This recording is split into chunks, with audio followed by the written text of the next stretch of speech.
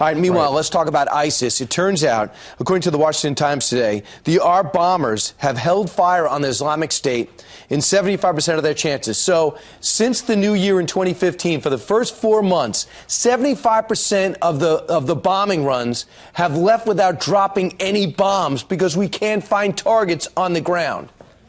Yeah, this is directly opposite of, the opening stages of Afghanistan or Iraq in 2003.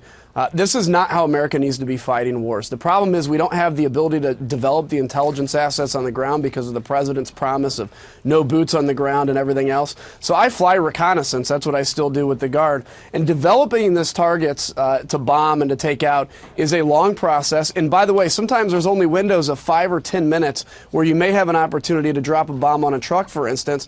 If the White House is having to make the trigger pull decisions or high up in the Pentagon, you sometimes lose that 5 or 10 minute delay. So you're in essence waiting for a truck that's going to be on the road for an hour as they're taking a cross-country trip. And so in many cases, these fighters that we're hearing are having to hold their fire and missing real opportunities to take out America's enemies. And we got, turns out too, the Free Syrian Army, or whatever they're called now, that we decide to train, are deciding not to be trained by us because we're not letting them go after Assad, which was their main objective. So that army that was supposed to fight for their own country doesn't want to fight. Fantastic. And we're not doing it either.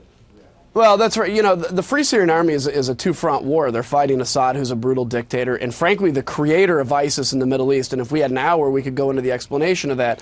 But they also fight ISIS. So on two fronts, they're having to basically defend, in essence, a free Syria.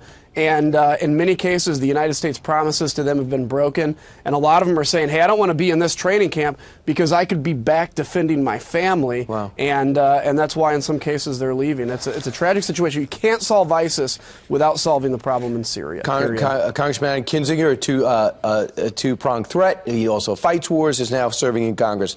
Thanks so much for joining us this morning. You bet. It's great being here. All right.